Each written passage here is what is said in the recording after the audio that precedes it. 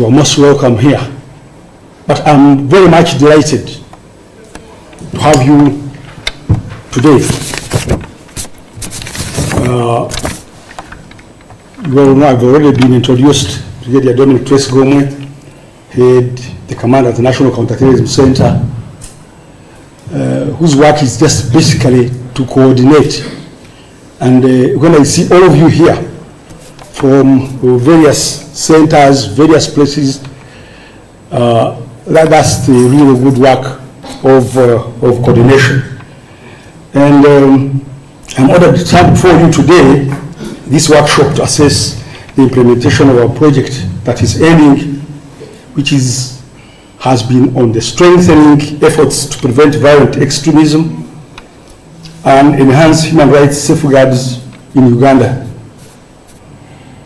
The IGP has already mentioned, has already expressed, told us about this existential threat of violent extremism and terrorism, which is here to stay with us. But then, on a good note, that we are doing something about it. I know it's not a simple task to overemphasize the existential threat of terrorism and violent extremism. I normally have a tendency of looking at it from different perspectives, maybe at 3 perspectives. And it's out of those perspectives that we look for solutions to counter or prevent this existential threat of violent extremism and terrorism. One perspective is that we could look at it as a disease. I'm not a medical doctor, but in the layman's language, if you looked at it as a disease, then there should be diagnosis and look for the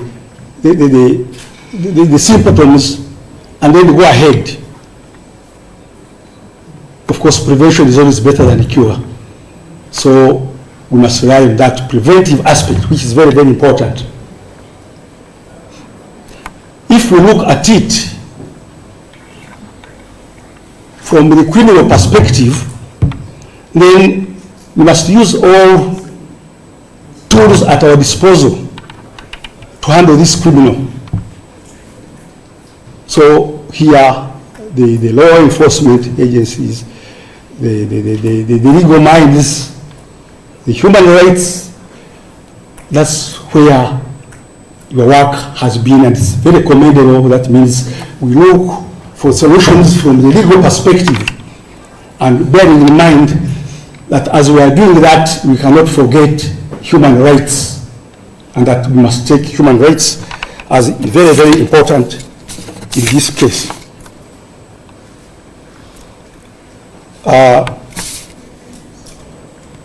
Effective counterterrorism measures and the promotion of human rights are not conflicting goals, but complementary and mutually reinforcing. Another perspective is if we have to solve this problem, maybe we may look at it from a war perspective. If we are saying this is war, then that means we have to devise means at our disposal to handle this problem. So, but important to note that as we use the hard power, the kinetic means, we must ensure that we balance them with the soft means. And that's very, very important, still without forgetting the importance of human rights. Could we have technology-based solutions, leverage social media, AI, and data analytics to counter extreme narratives? Is it possible? Can it be done? Our partners, is it possible that you think about it? Of course, we are not forgetting the art and culture. We must utilize art and cultural events to promote peace and tolerance. That one has already been done. I know Kabaki did it, and it should continue. Mentorship programs, yes. Let's spare the vulnerable youth with the positive role models. Now, as we conclude this project, we recognize that our work is far from over. And this is really from a realistic point of view. Our work is far from over. We must continue to address the evolving threats of violent extremism, promote human rights safeguards. I pledge that we build on the momentum generated by this project to ensure sustainable progress and a bright future for Uganda. I think one of the fears we had at the beginning of the project was how, Brigadier General, we could bring our colleagues from the civil space into your area of work, but you've done it so nicely, and our civil society actors are so at ease in your presence and in your offices, and so this is really a good testament. Colleagues, today we celebrate a significant milestone in our collective journey to tackle the urgent challenges of violent extremism in Uganda. This gathering symbolizes our unwavering commitment to the principles of peace, security, and resilience. Together as dedicated partners, we stand united in our mission to create a safer and more just society. At the outset, I'd really like to acknowledge and express my deepest appreciation to the government of Uganda, as already stated, for their unwavering leadership and dedication to preventing and combating violent extremism. Your commitment has been instrumental in advancing this critical agenda and ensuring the successful implementation of our joint project. In addition to the direct threats to national security, violent extremism and radicalization continues to challenge Uganda's broader development agenda, including the achievement of Vision 2040 and the 4th National Development Plan, which is currently being worked on, and of course the Sustainable Development Goals. Vulnerable groups, particularly youth, women, children, and refugee communities, remain at significant risk, especially as the COVID-19 pandemic has exacerbated these challenges. Increased online activity among young people has also heightened this exposure to online radicalization and recruitment. In response to these pressing issues, the government of Uganda has shown remarkable foresight by developing the national strategy for preventing and countering violent extremism and terrorism. Today's meeting, however, is crucial and important as we evaluate the progress made during the implementation of the project. As we move forward, I also want us to remain united in our commitment to the principles of human rights, security, and sustainable development. Our efforts must focus not only on preventing and countering violent extremism, but as we learned last week from the threat assessment report, we need to critique and look at how we can contribute to promoting social cohesion among communities to reduce social grievances and conflict. We need to look at how we can work together with government and civil society actors and religious leaders to look at issues of addressing inequality in our communities, but also looking at some of the socio-economic gaps that are making it easy for people to become susceptible to these vulnerabilities. Let me just recall briefly the past. The UNODC intervention was designed already in 2021, following several terrorist attacks in Kampala, as you may recall. And it was aimed at accompanying the priorities in the prevention of terrorism and counter-terrorism of the Ugandan government. I actually recall that I was personally engaged in reviewing and redrafting this initial concept of this project.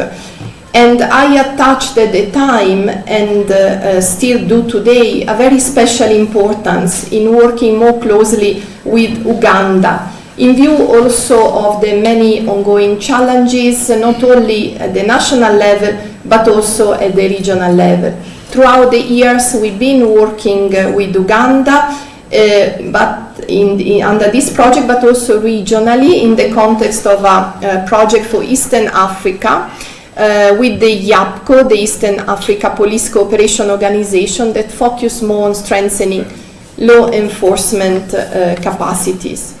Since then, we came a long way, and it is today for us a very important moment. When we look back at what was done, at the road that we walked together, and we will be today looking back at what was achieved under this project in terms of assistance provided, expertise provided, types of engagement, methodologies, results, impact, and sustainability. We will also be reviewing key substantive areas of focus of the project around the support of the priorities of the government. We know, of course, also that prevention work is a very long-term engagement, and it is very difficult to quantify after just less than 2 years. But my sense is that we have started very significant work with tangible results, and I'm sure we'll hear more today. The recently finalized Rapid Threat Assessment Report on Violent Extremism in Uganda, to which also Sharon referred earlier in her statement, and also the conclusions of the multi-stakeholder roundtable discussions could be considered as an initial roadmap. I would like to just highlight a few elements that came out from those discussions. The first finding is that the threat of violent extremism conducing to terrorism in Uganda remains medium to high. The second one is that particularly the youth is at risk of being radicalized and getting recruited into terrorist groups. And the third element is the complexity of the push and pull factors, including feelings of marginalization, lack of opportunities, employment, and to some extent also distorted religious ideology, among others. The heightened threat highlights the importance and the urgency of continuing our cooperation and the technical assistance support also in the future. The prominence of youths as a target of terrorist groups clearly indicates the need to focus more on this aspect of the work along with all other interventions. And finally, the complexity of push and pull factors reconfirms once again the need to coordinate a whole of government, whole of society approach that includes both security as well as strong preventative responses. Clearly, much work remains to be done, and I very much hope that with the finalization of this project and its evaluation and dialogue among all of us today will not represent the end, but really a new beginning, and will be helping us to chart the paths ahead of our continued joint work. David Waswa Sengendo is my name, GP and Director Counterterrorism, and as I stand here this morning, I think I'm one of the most proud Ugandans today to see a room fitted with different people from different backgrounds, different kind of work, talking about a common threat which in the past everyone thought it was a security issue for Dominican David Waswa alone. I'm very happy, and I want to start on that note to thank our father, our partners, to thank you NODC, to thank you and our partners here for walking us this journey. The 1994 United Nations Human Development Report is what introduced the concept of human security, which equated security with people rather than territories and arms. So when you look at the causes of violent extremism, as listed especially within the report that we saw last week, clearly we see that the only way to go is the way we are seated in a room here today. And the project that we have been running, and probably the many more to come, are the way to go if we were to restore confidence within our populations. Because security today talks about freedom from want, freedom from fear. That is very far from what I would define security in the past, and Brigadier Dominican Canalex here probably would have defined security before. So I'm happy that projects like this one has enabled us to open up our mind, to be able to come together and to look forward to make ourselves safer, talking of a unified effort. So I want to thank Brigadier General Dominic and your team in the National Counterterrorism Center for hosting this unified national effort, coordinating ourselves. I want to thank the international partners, UNODC, UNOCT.